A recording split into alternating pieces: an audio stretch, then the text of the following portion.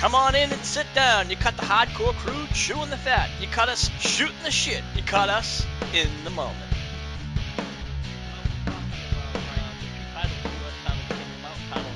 How them going back and forth is kind of a good thing, despite the fact that one of the titles is named after Jeff Jarrett. Right, and I think, in my opinion, they should have never named it King of the Mountain, but I can see why. Because Jeff Jarrett wanted the TNA World Title when he was going to do that invasion. They said no because they had other things. They didn't want to give him that belt, so they made him create a new belt, which was the same belt that's been tossed around back and forth in the can, out of the can, and they named it the King of the Mountain. Well, I think if you wanted to do a brand new TNA, you have to get rid of that name. Get anything that associates Jeff Jarrett with it, because Jeff Jarrett is not doing crap with his company. Bottom line, he's basically mooching off other independent companies so he can have somebody to promote his company. That's all it is. You know what, though? But you got to give the guy credit where credit's due, because he's making money, money for free, pretty much. Somebody else is paying for his business. Oh yeah, he finds these money marks, and the bad thing is, though, they don't realize that he is just using them to fund his company. Because now, what he does is he sends out two of his guys, or whoever's champion, says it's a GFW heavyweight title match, like it's the big belt. It's a joke belt, but, well, it's Jeff Jarrett. We could get a rub from Jeff Jarrett, and that's what a lot of these, mark promoters think that's going to be great. Yeah. Lance, what do you think about the titles going back and forth? Think it's a good thing, or you think it's kind of a bad thing? Well, back and forth a little bit is okay. It can't help. But let's face it, let's remember, they did pretty much devalue the Intercontinental title by doing this as well. Yeah, I think really what fucked up with the title, the Intercontinental title, was the fact that that used to be the stepping stone for the world title. Usually, if you got the IC title, you would be in line for not only a title, but a title run. And the problem with that is they started bringing in other titles. They have the United States title. Then you have the Money in the Bank. The Money in the Bank pretty much is that sealed spot. That means you're the next in line, usually. And, Joe, do you think the fact that they were switching the IC belt back and forth, or do you think it was a bad idea by bringing in all these extra opportunities, such as the Money in the Bank and the U.S. title? Well, in my opinion, when you have a belt, it's valuable. And I say it that way, it's valuable with a lot of history. Not to say the U.S. title doesn't have history, but this is the WWEHOF, whichever one you want to say, and the Intercontinental title was part of the WWF. That belt should be the showcase. That should be the number 2 belt, and the U.S. title should be number 3. If I was looking to book whoever's good, you can play Monopoly, flip-flop with the U.S. belt. Whoever wins it, holds it for a while, takes it to the next level where they get to fight for the Intercontinental title. And that belt now becomes more valuable. And then once they get to that Intercontinental title, they take it to the world title. That way, the champion can progress and he can have accomplishments. In my opinion, throwing the belts willy-nilly back and forth on different people, it doesn't help the belt. It devalues the belt, because now it's like you don't have a credible champion. It's like Alberto Del Rio losing to Kalisto. Okay, the kid could be a great flip-flop guy. He's colorful. You got the little mask on. He's marketable. But there's no way a guy like him should be doing hip tosses, flip-flops, and everything to a guy twice his size. And put it like this, I would believe it if Kalisto did a standing drop kick and Alberto Del Rio just looked at him. Okay, let's do this again. He does another standing drop kick. He starts waving his arms back. Oh crap, oh crap, oh crap. Then finally, the third jump. A third drop kick. Now he goes down. Or if he goes on the top rope, executes it, and now he's down. That's what I say. Big man, little man, that should be the way it is if you do it correctly. the way Kalisto won it, okay, roll up. And again, I can't see why Alberto Del Rio didn't just kick out and beat the piss out of him. And that's a fair point. I mean, you and I talked about this a little bit earlier about how, bigger, like when smaller guys beat the bigger guys, it's not always a great thing. And I think in the case where Del Rio and Kalisto, Del Rio is significantly bigger. However, if you look at it, he's only, like maybe 50, 75 pounds on him. So I can see a shocking win. And Lance, I think you would agree with me. Sometimes fans want to see the underdog win. Yeah.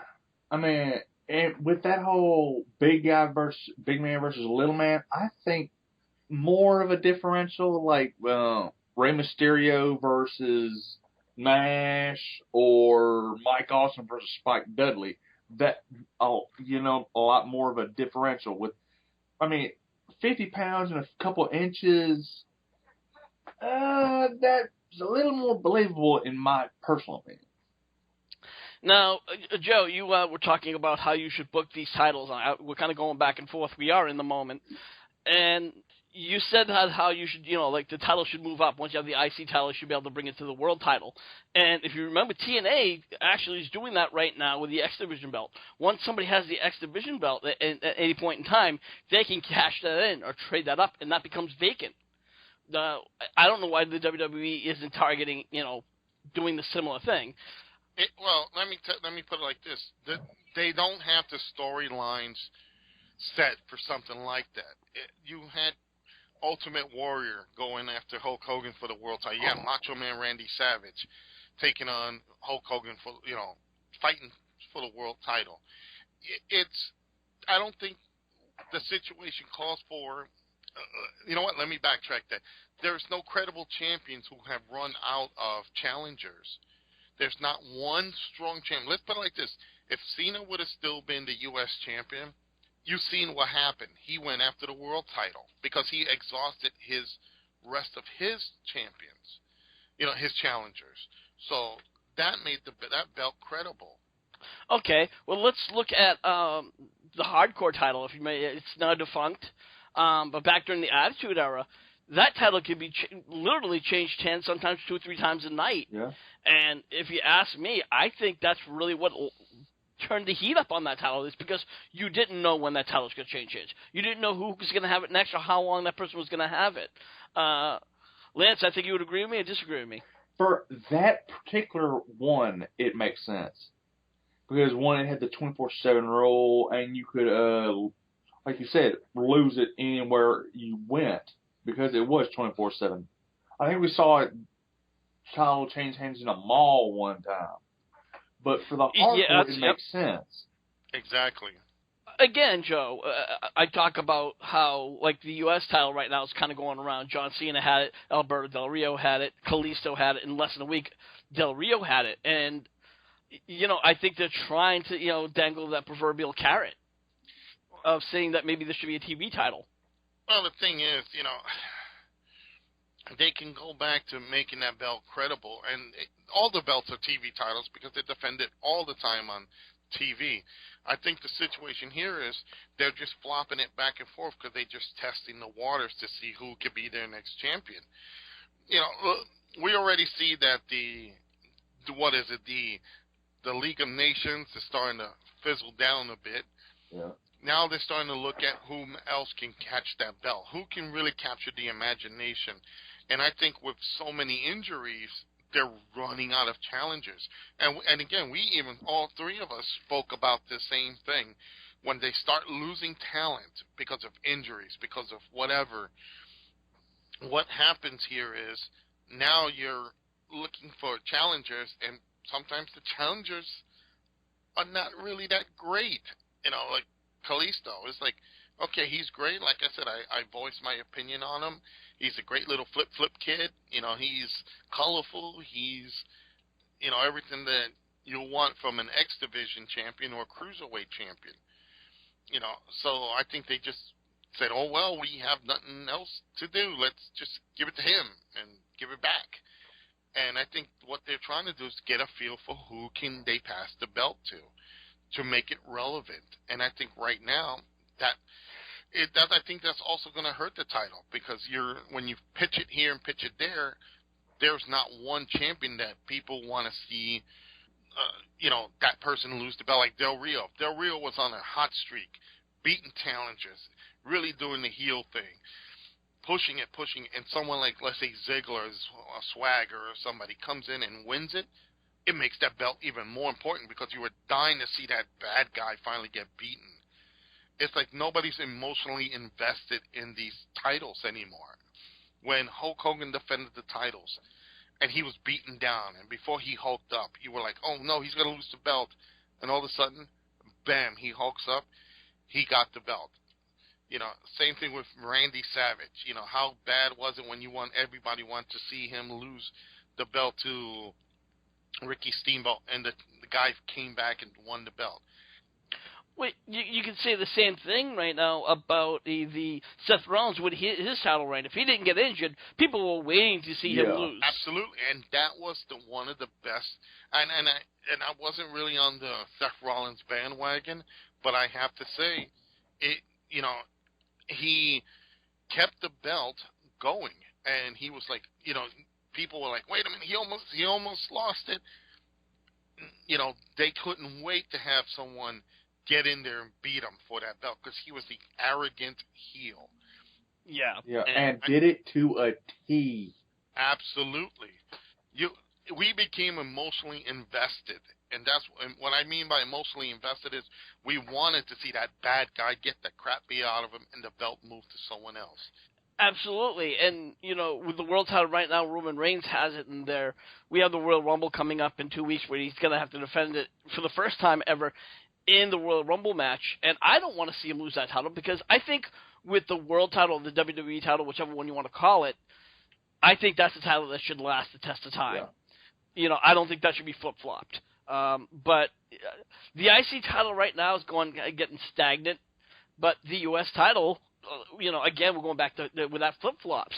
My question is, Joe, should we have one title flip-flop and one of those other titles just kind of disappear and take a hiatus? Maybe there's one too many? No, actually, the titles are perfect. They just have to put them in priorities. The U.S. title should be, like I said, the third-tier belt. It's the belt that they give guys like Ziggler, Del Rio, and I even hate to say it, Kalisto. Let them build up a reputation. Let them get that going. Once people start getting invested in that champion, okay, you know what? You've beaten everybody. Now it's time for you to get up and fight this other champion. It's time for you to move forward. If there's a beloved, put it like this, if Kalisto was that beloved baby face and he won the U.S. belt, beat everybody, and he says, you know what? My mission now is to take on the Intercontinental Champion.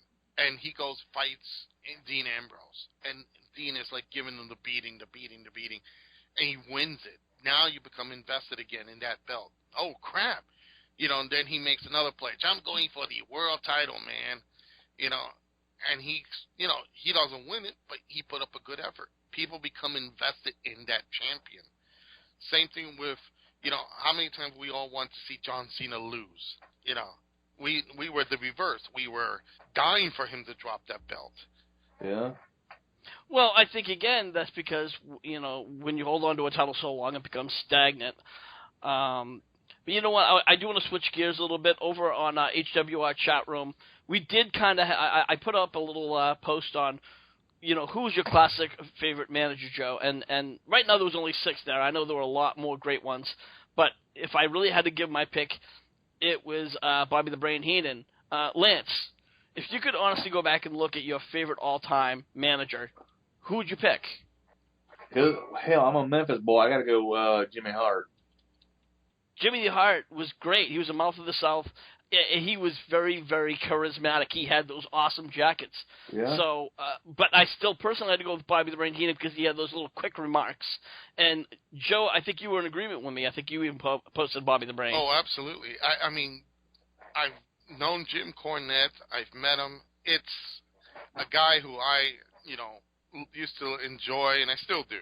But growing up in New York, you had the WWF, and I was mesmerized with Bobby Heenan. That quick wit, that the people that he managed, you could not, and they were always in the heavyweight title loop. You know, Jimmy Hart was great, but Jimmy Hart always held the secondary belt, or his stable held the secondary belt, or the tag titles. But no one could beat Bobby Heenan on the mic, on the commentary, and at ringside, in the ring. He was everything. Yeah, I absolutely got to agree with you. Well, you know what, guys? I think we're going to wrap up this edition in a moment.